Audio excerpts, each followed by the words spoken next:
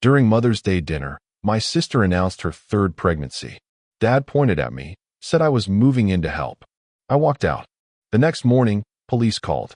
My mother screamed when my sister announced she was pregnant again. Not a happy gasp. An actual scream. Both hands over her mouth, eyes wet immediately, like Lauren had just handed her a winning lottery ticket instead of announcing a third child she and Ryan could barely afford. Elaine hugged her so hard the wine glasses shook. Everyone started talking at once. Baby names. Due dates. Whether it would be a boy this time. I was smiling. I want that clear. For maybe 20 seconds, I was just happy for my sister. Then my father pointed at me. Across the Mother's Day table. In front of 15 people. "You're moving in to help," Robert Carter said. The room did not go quiet right away. That was worse. A few people kept chewing. My Aunt Nora looked down at her plate. Ryan blinked like he had already heard this plan, but had not expected it said so directly. I stared at my father. "What?" Lauren laughed. Actually laughed, with a fork halfway to her mouth.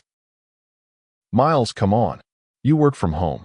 You don't have anything going on anyway." 15 people sat at that table. My parents. Lauren and Ryan. My aunt. My uncle. Cousins. In-laws. Me. And not one person said, "Ask him first." My name is Miles Carter. I'm 34 years old, and I work from home as a tax consultant for small businesses around Columbus. 12 regular clients.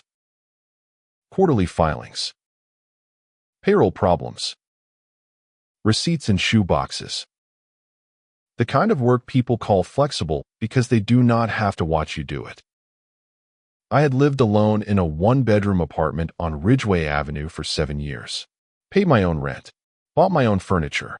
Built my client list from nothing but referrals, late nights, and the kind of patience nobody in my family ever noticed unless they needed it from me. In my family, Lauren was the golden child. I was the quiet son. Not disliked exactly. Just useful in a way people stopped thanking. I fixed routers. Picked up prescriptions. Watched the kids during emergencies that somehow became Saturdays. So when Lauren announced her third pregnancy, I was happy for her. Honestly happy. For 20 seconds, before my life became the family solution. Looking back, the signs had been there for weeks. My mother had started asking about my workload in that casual voice she used when she was measuring something. "How many hours are you really working these days?" My father mentioned daycare twice. Not directly. Just enough to plant the number in the room. "Lauren and Ryan are getting killed on childcare," he said once, shaking his head like it was a national tragedy.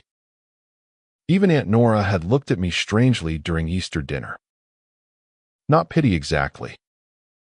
Recognition. The kind of look a man does not understand until later, when the thing he is walking toward finally shows its teeth. I told myself it was family noise. Money talk. Stress. I did not know they had already made me the answer. They were only waiting for the right table to announce it. For 3 days after that, my phone did not stop. Texts. Voicemails. Missed calls from numbers I recognized and numbers I knew belonged to relatives who never called unless someone handed them a script. My mother wrote, "I don't know why you're punishing this family." Then, 2 hours later, Emma keeps asking where Uncle Miles is. Lauren left a voicemail calling me selfish, dramatic, and embarrassing. My father sent one text. "Think carefully." That was all. 2 words, and somehow they carried 30 years of instruction. I told myself silence would work. It always had before. If I waited long enough, my family usually found a new emergency to orbit around. A holiday, a bill, a fight Lauren needed everyone to take her side in. But this time, silence did not make the storm pass. It made them angrier. Because for the first time, I was not explaining myself. And they could not stand the empty space where my apology usually went. Lauren called on day 2. I should not have answered. Ryan's commissions got cut, she said. No hello. No apology. Just straight into the math, like my life was a column in her budget. Daycare is $42.50 a month now, Miles. $42.50. With the baby coming, we can't keep doing this. I'm sorry, I said, but that doesn't mean I can move in. You work from home. I work from home. I don't sit at home. She made a sharp little sound. Then she used the knife she knew would land. Emma already made a welcome sign for your room. She wrote Uncle Miles in purple marker. I closed my eyes. Don't do that. Do what? Use her like that. Lauren went quiet. Then she said, So you're really going to disappoint a child? My mother called that night. She started crying before I even said hello. I don't know what happened to you, she said. You used to care about this family. I leaned against my kitchen counter and stared at the floor. I still care. I'm just not moving into Lauren's house. The crying stopped. Not faded. Stopped. When she spoke again, her voice was flat enough to cut with. If you don't come Sunday, I'm going to tell everyone you abandoned your sister when she needed you most. There it was. Not concern. Not confusion. The threat underneath the tears. Tell them whatever you want, I said. She went quiet. I could hear her breathing. I'll be there Sunday, I said, and I'll have something to say. 2 days later, my father called. No hello. No small talk. Your mother set up the spare room at Lauren's, he said. Bed's made. Desk is cleared. Bring your things Saturday. I held the phone tighter. I already said no. I know, he said. That's the problem. Then he stopped talking. That was my father's favorite weapon. Silence. Not the peaceful kind. The kind he stretched across a room until you filled it with an apology just to make breathing normal again. He had been doing it since I was 12. When I forgot chores. When I disappointed my mother. When Lauren cried and someone had to become wrong so the day could continue. For 20 years, I stepped into that silence and handed him whatever he wanted. This time, I let it sit there. 10 seconds. 20. 30. Finally, he exhaled. Think about your sister, he said. Then he hung up. That night, I sat at my kitchen table with a yellow legal pad. I did not write how I felt. That would have taken too long. I wrote what happened. Mother's Day dinner. Dad said I was moving in. No one asked. I walked out. Police welfare check. Caller claimed danger to self. Officer Alvarez confirmed I was fine. I wrote dates beside each line. Plain facts. Black ink. For the first time, I was not defending myself in my head. I was building a record. The next morning, I called Aunt Nora. My mother's older sister. The quiet one. The one who always sat near the end of the table and seemed to leave family dinners half an hour before her body actually stood up. She answered on the third ring. I wondered when you'd call, she said. I did not even know how to start. So I told her the truth. They're trying to make me move into Lauren's house. Nora was silent for a long moment. Then she said, They did this to me 30 years ago. I sat down slowly. When Elaine's first marriage fell apart, Nora said, your grandparents decided I would move in and help her get back on her feet. Nobody asked. They just announced it. I lost 3 years. My fiancé left because he got tired of waiting for me to have a life again. Her voice did not shake. That made it worse. Nobody thanked me, she said. Afterward, they acted like it had been natural. I looked at the legal pad on my table. I'll be there Sunday, Nora said. Then, quieter. I should have spoken sooner. That afternoon, Maya texted me. Aunt Nora's daughter. My cousin. Someone I liked, but had never been especially close to. All she wrote was, you need to see this. Then came the screenshot. A family group text I was not in. Lauren had written, Miles has been really weird about the pregnancy. I think he's bitter, honestly. Please don't bring up the baby too much Sunday. He gets sensitive about stuff like this. I read it 3 times. Not because I did not understand it. Because I understood it too well. She was not protecting my feelings. She was building a version of me that made the truth sound like jealousy before I ever opened my mouth. I want to be clear about something. This part of the story was not about lawyers in expensive suits or detectives kicking down doors. It was quieter than that. It was what a regular person does when the people rewriting his life are also the people everyone expects him to forgive. I called the Columbus Police non-emergency line and asked for Officer Alvarez. When he called me back, I kept my voice calm.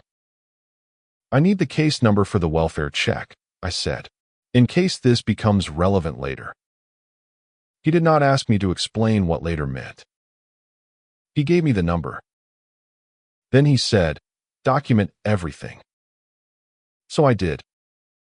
I printed Maya's screenshot. I printed the case number. Then I called Tanya Okafor, one of my clients, a paralegal at a small family law firm downtown. I asked her one question over coffee. Can a family legally make an adult move into someone else's house and provide unpaid childcare? Tanya stared at me for half a second. Then she laughed once, not because it was funny, but because the answer was that obvious.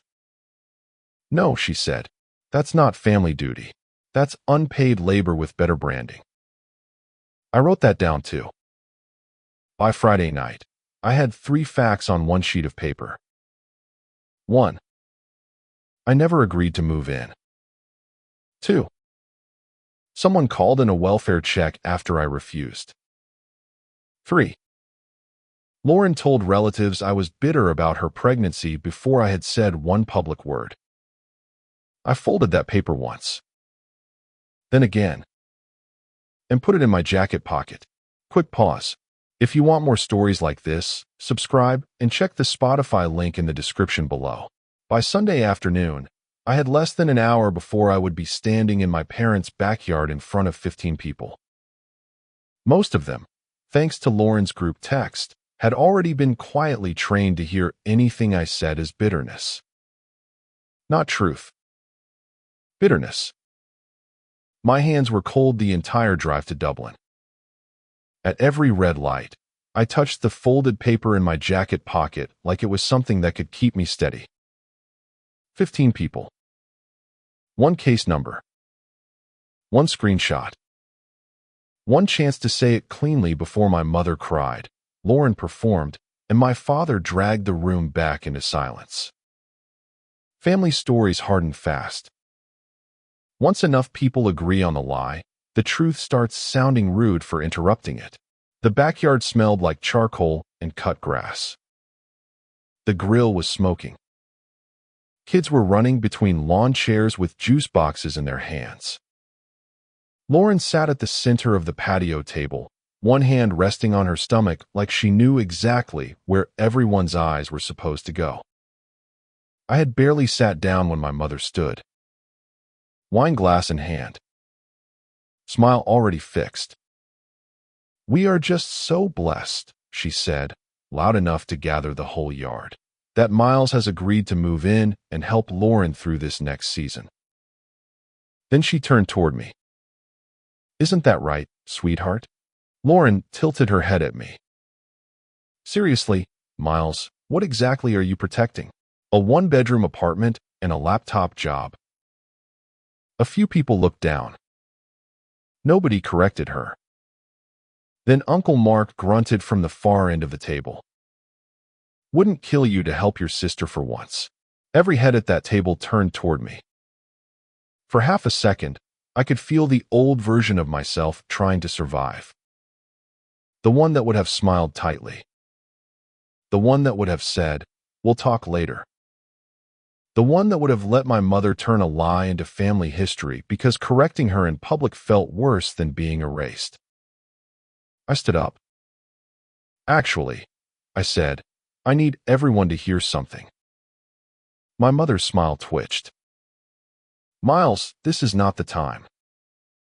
It became the time when you announced my life for me.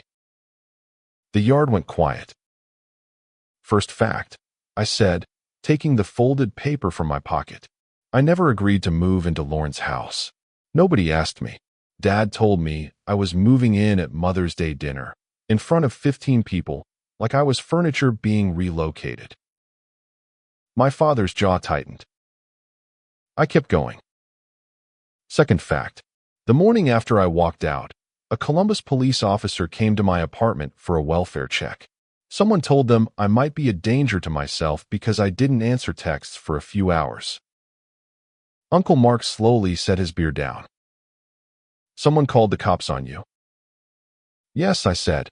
There is a case number. My mother went pale. Not sad pale. Caught pale. Third fact, I said, and turned to Lauren. Before I said one public word about any of this, you told relatives I was bitter about your pregnancy. You said people should avoid mentioning the baby around me because I might get sensitive. Lauren's mouth opened. That is not. Maya has the screenshot. Maya, sitting beside Aunt Nora, did not look away.